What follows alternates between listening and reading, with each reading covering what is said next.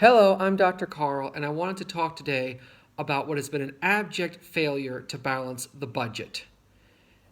I've been fairly supportive of Trump throughout his presidency, and the first few months he actually did a good job paying down the national debt. Since that time, however, spending has been out of control, and the previous administration was at least as bad, if not worse.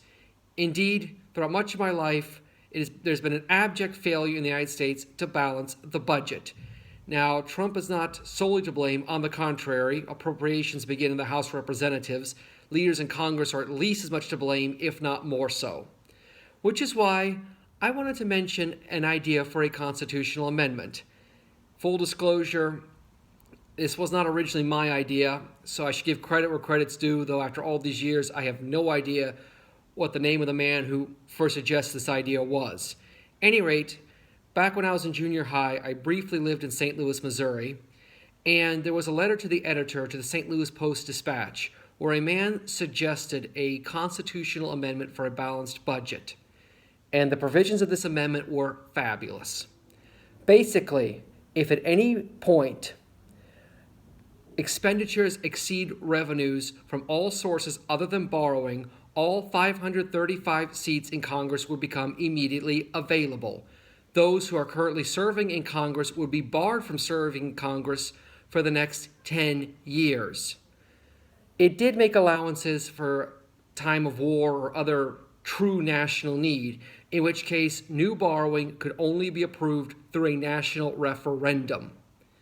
And I thought to myself, even back in my early teens, that's a great idea. Only I would like to disagree with one part of his suggested amendment. What's this banned for 10 years nonsense?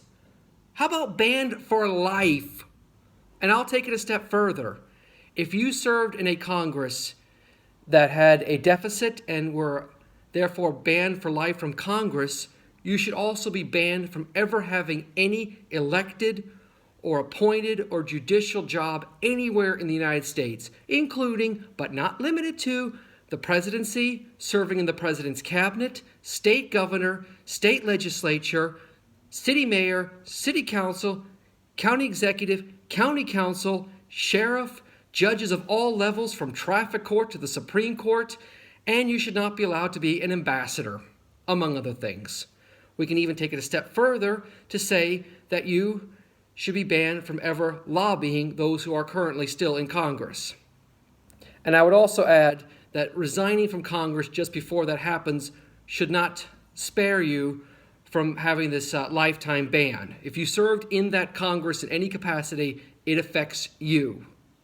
We can maybe even take it one little step further by banning them from even entering the building so much as a tourist, for symbolic reasons, if nothing else.